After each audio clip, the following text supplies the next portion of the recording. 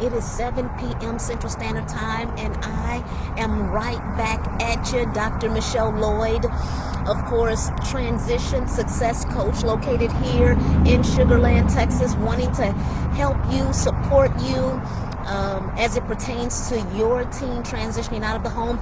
I'm just wanting to make sure you are prepared for your teen transition out of the home. So listen, before we jump in today, which today we will be talking about parenting at a distance. So I'm so glad you're joining me on Instagram and also within our private Facebook group. Before we jump into our topic on today, again, as it pertains to parenting at a distance, I want to remind you of our 3-day workshop, which is upcoming on the 26th of pretty much on the 25th, the 26th, and the 27th of this month at 7 p.m. Central Standard Time. We are going to talk about just a host, a plethora of information. Of course, in order for us mothers to be prepared for our teens' transition out of the home, we want to make sure that they know certain types of information, from emotional intelligence to time management, to how to save money on books if they're heading off to college. Some of us, our teens are heading off to college, they're heading off to, of course, the military, or it could simply be residential independence, but nonetheless, we want to make sure that they are equipped with the information that they need. We want to, in our workshop, we're going to talk about, of course, how to pay bills, of course, how to set up, of course, automatic ACH out of our accounts for those things that we'll need to take care of financially and regularly on a monthly basis. We want our teens to make sure that they're understanding and in tune with their credit score, of course, making sure that they're sticking to a budget. These are the types of things, whereas if our teens know this, then of course we parents are in a better spot. We feel more comforted that they're able to take care of their business. We also, you know what, I might talk just a little bit about investing, because when they're out of college and when they have landed that dream job, of course they may want to begin investing in investments, from stocks to bonds to mutual funds to etc. So, and that's my background, so we may even touch a little bit on that. But I know for sure that when our teens are prepared, then guess what? We as parents we're more comforted, and then we're more stable in our mind, knowing that they're out in this big wide world, but they have this sense of confidence because they have the information that they need while they're out there. You know, we may also talk just a little bit about writing checks. Listen, this is a new day and age. Do our teens even know how to write a check? Do they know how to address an envelope? Are they familiar with domestic maintenance? I mean, are we teaching them the things that they ought to know what to do around the house, so that when they're in that dorm room, in all actuality, they know how to take care of themselves? Or will they be calling us from time to time because we have yet to teach them that? So that's what we're going to talk about in our 3-day workshop on the 25th, the 26th, and the 27th, and I'm super duper excited about it. So listen, let's just jump into of course, our topic on today, and that is, and you'll see me looking from here to here because, of course, we have Instagram over here, we have our private Facebook group over there, so you'll see me looking from place to place. So we're talking about today parenting at a distance and what that looks like when that transition takes place and our teen has transitioned out of the home. Then of course there is this uncertainty within. I know it happened to me, it may happen to you as well if your teen has yet to transition out of the home, whereas it's like, what, you know, my son or my daughter is out in this world. Have I equipped them with all of what they need to know while they're out there? And so what I need to do as a mother, what I need to do as a parent, is first and foremost, in interacting with them, I need to make sure that I'm dwelling on the positives. I'm remaining encouraging to find out what's going on with their day. I need to make sure that I'm asking open-ended questions. And when I ask these open-ended questions, I need to make sure that I'm watching their body language. and or their expressions on their faces. Sometimes our teens may say one thing, but in all actuality, they're feeling something else. So I need to make sure that I'm keeping all of that in perspective. And you know what? It'd be a good practice to start that right now. Our teens are dealing with a lot, especially if our teens are juniors and seniors in high school. They're facing a lot when they go to school. Maybe with the teachers or the counselors or with the athletic coaches. They're facing a lot, and then dealing with homework and then their friends and COVID and peer pressure and all of these things. I think back to when I was a teen, and did I have to deal with all of this? It was probably on a more minimal level, to be quite honest with you. The world has changed, and there's so much that they're dealing with on today. So I would encourage you to ask those open-ended questions first and foremost, as we're remaining positive and watching that body language and making sure that we're watching those expressions and making sure that we're remaining encouraging all in the process. And guiding them, if they're slightly off base, guiding them to where they need to be. You know as well as I know that there's going to be a bumpy road ahead of them.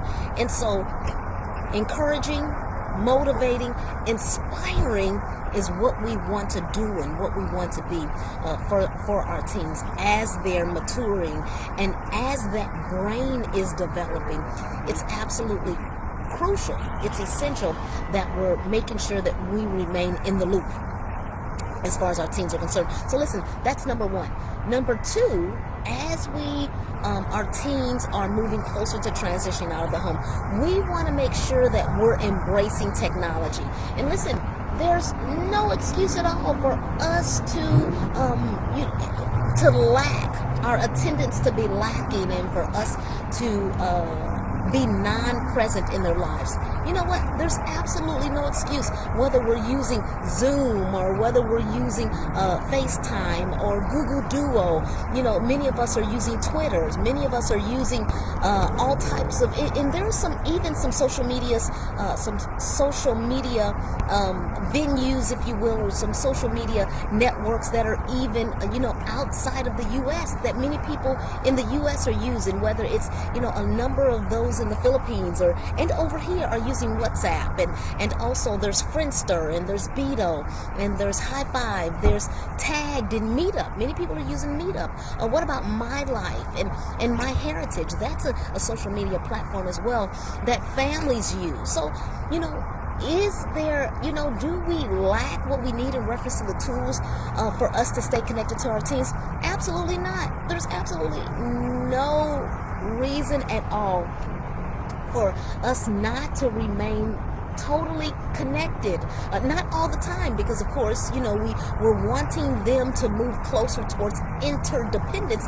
And I say interdependence because many say independent. Now, do we really want our teens to be independent of us? We want to remain in their lives.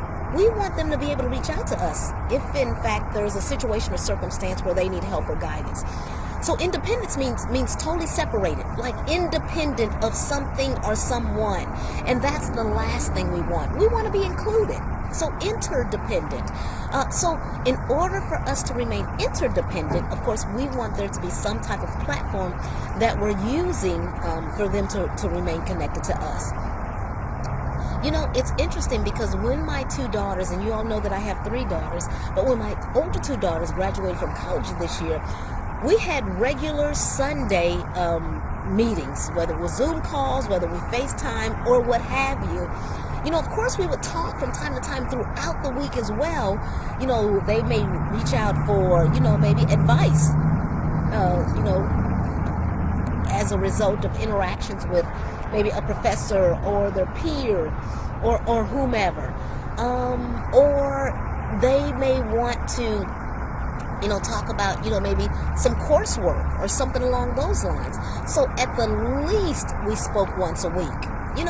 even if we didn't touch base as much during the week from time to time, at the least it was once a week, and that was possibly on a Sunday evening, as they were preparing for the week, etc. So let's please just make up in our minds that, of course, we want to make sure that we are connected with them, and we've embraced technology. Also, thirdly, we want to make sure that we're scheduling those visits. If they're heading off to the college campus, then we want to make sure that we are there for family day, or it could be for homecoming. So some families, if in fact, they, it's just a husband and a wife at home, they may go to the college town, and even I've heard of it, if it's their only son or their only daughter, then they may go to the college town for Thanksgiving, or, for, spring break. They have planned something, I don't know, in the town, or maybe in a different city or a different state, of course, for spring break. But nonetheless, we want to make sure that we're scheduling that time, of course, for those family visits.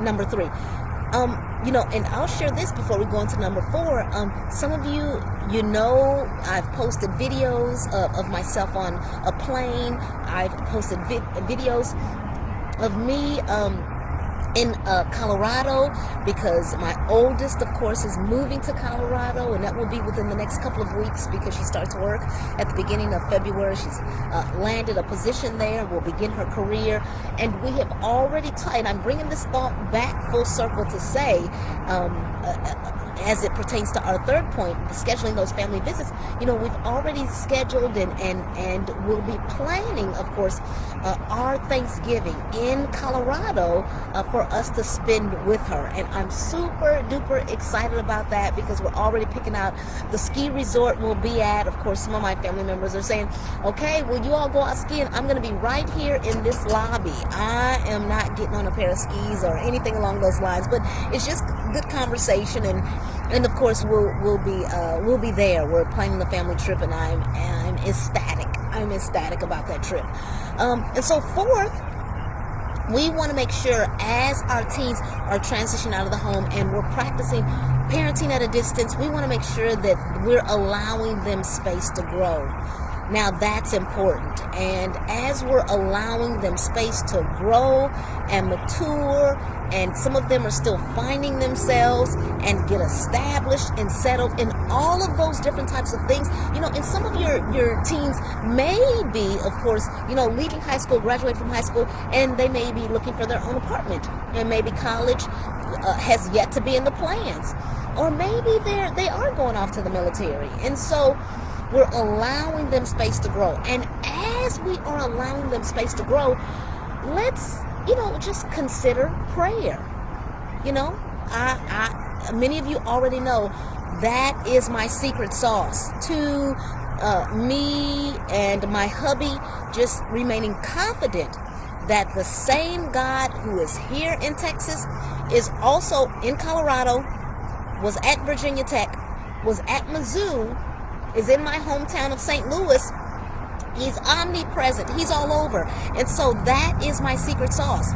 As my teens are transitioning out of the home, especially my older one who's leaving right now, I'm praying. There's lots of prayer that is going on. I'm reminding them, of course, I'm allowing them to grow and find themselves, making sure that we're respecting others, making sure that we're respecting ourselves while we're out in this wide world. Also, while they're out in this world and they're growing and maturing, making sure, of course, that they're remembering and they're focusing while they were there. Now, while they were on the college campus, of course, I reminded them, of course, that the end result was making sure we remain there and avoid leaving without a piece of paper in our hands. And that's that degree.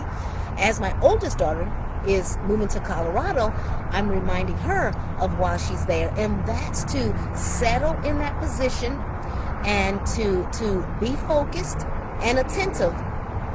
That learning curve, when you're focused on that role that they have hired you to do, and that's to be a systems engineer, we want to concentrate. We want to just, remove ourselves from anything on the outside so we can focus. And I'm going to be allowing that space, because will I be calling her all the time, sharing with her all of what's going on at home? I want her to do well and to learn that position and to be impactful at the company and to obtain a mentor. I'm hoping she's able to do that so that she can grow and so that she can elevate and so that she can emerge in that position. That's so important. So giving them that space, reminding them, listen, make sure, respect yourself, respect others, be kind. Remember while you're there, be trustworthy, be fair. All of those values and all of those virtues that you're teaching them at home, listen, they may, maybe go left, or they maybe make some wrong decisions. And I'm going to do a clip on teaching them to make good social choices. That will happen. But by the same token, they'll come back if you've taught them those principles. They'll revive themselves. You can still help guide them, because guess what? You're going to be praying for them. And so am I telling you what someone has told me? I'm telling you what I know, because these are the things that happen to me as I inspire them, as I motivated them, as I am helping them, guiding them, leading them to find their way, and hearing from my Heavenly Father on how to parent my daughters. And so I'm just speaking what I know. So that number 4, allowing them the space. And then guess what? Next, 5, listen, practicing patience. Do we want them to just, make those mistakes and slip up? No. As a matter of fact, and some of you have heard me say this, I tried to shield and guard my daughters from making mistakes. I knew they were heading towards a mistake and error, and I want them to make it? No, absolutely not. But by the same token, some mistakes I needed to let them make. I needed to allow it. I may have shared with them, of course, heading that direction is going to lead to this. And then I would share with them maybe something that happened in my life or my childhood or my upbringing and where that led me, and that may have been in a less than favorable place. And maybe, one of my daughters made that decision anyway, and I had to allow it. And then I may have had to see where that led her. And then I was right there to support and help her, and then, remind her, maybe what that right decision is. But can we guard them from it? Oh my goodness, I wish that I could, but I'm unable to, and I've learned a lesson. My mother would tell me that, some things they'll life lessons are a lot of times the best teacher. And we have to, it's almost like me standing near a pool, and my daughter is determined to jump in, knowing that those swimming skills are lacking. But there's that determination. And you know what? As they're a toddler, of course we can guard them from that, and we can make that decision for them. And then, but as a young teen, an older teen, a young adult, and they're, just moving towards that deep in, and here it is, those swimming skills are lacking, and you want to keep pulling them back, and they're just determined. It's like, I have to stand near the edge. Will I let them drown? Absolutely not. Nope. But when they jump in, sometimes, it's like, and you've struggled with them, it's like, but it's a challenge. It's a challenge. Why, when they're on, and I'm equating this to when they're on the outside of our home, and we may not know all of what they're doing. Do we want to know? Yep, we do. But we may not know. And so guess what? That's where I just pray. And, and I've prayed for them since they were babies. When they were still in the womb, I've prayed for them. And so we'll continue to pray for them as they are adults. And for me, I know that he's no respecter of persons. So what he's done for me, he will also do for you as well. And so many of you already know that my oldest one, of course, has landed on her feet, and she is an engineer, and I mentioned it before, has landed a position. My second daughter she's graduated as well, and she's waiting on her responses from medical school to see where she will be going. Super excited about that. And my third daughter, she's landed on her feet as well. We have a plan in reference to, there's something called YouVersion. It's an app we've loaded on our phone, and we do our plans. We do devotionals in the morning, and so it has been a win-win situation. So just wanted to share a little bit about just how I've raised my daughters prior to them transitioning out of the home, and how it's worked for me. And then listen, so practicing patience. I'm sharing that because practicing patience is critical. The mistakes will be made. I remain near so I can pick up the pieces when, of course, they have fallen. I can provide that support. I can provide that guidance. And then listen, last but not least, and then I will let you all go. Enjoy.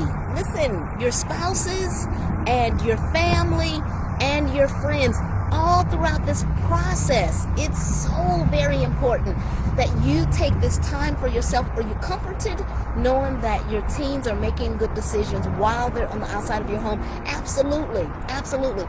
Yet for us, we'll want to enjoy life still, and we'll want to breathe, and we'll want to, as we're breathing, we'll want to meditate, and we'll want to just enjoy life and enjoy one another, and spend that time, of course, relaxing in our minds, making sure that, of course, we are enjoying life as well. So listen, thank you all so much. These are the tips I've used in reference to parenting at a distance that I will continue to use. I do want to come back though, and I want to talk about, encouraging them as it pertains to their social choices and what to look out for. And I may even add a little snippet regarding that in the workshop. The workshop, again, of course, it's going to be, I'll be leaving to head back to Colorado, making sure that she's secure in her place, and she starts work, of course, on February the 7th, but then when I come back, of course, that's when the 3-day workshop will begin. It'll be, mark your calendars, the 25th, the 26th, and the 27th. It will be at 7 p.m. Central Standard Time. I want to, again, toss these tips and drop these gems so that you are prepared prior to that teen's transition out of the home. Listen, I love you all so much. I appreciate you. I know for sure I'll be back next Thursday, 7 p.m. And of course, you will know the topic prior to. Many of you are in our private Facebook group, Emerging Mothers on Facebook. There's all types of quotes, and there's video in there. And of course, there's a poll asking, what topics would you like me to discuss? I'm willing to just jump right in. And then also, I'd like to know, I'm going to put a poll in our private first Facebook group asking, what speakers would you all like to hear more about? Should we bring some speakers into our group talking about, maybe, a little bit about, maybe I can bring someone in our group to talk about, of course,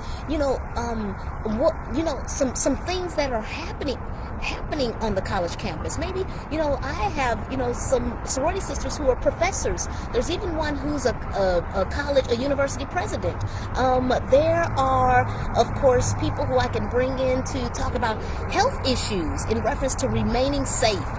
Those students as it pertains to, taking care of themselves and being careful on the college campus, and, behavior that should be displayed or avoided, when they're hanging out with their friends, and maybe, mapping their path on the college campus, when they're coming back to their dorm at night. There's all types of things that we can do. And so I'm so excited, and I appreciate you all. I love you, and take care of yourselves. Listen, mask up and be safe out here, because I want to see you next Thursday as well. Take care. See you then. Bye.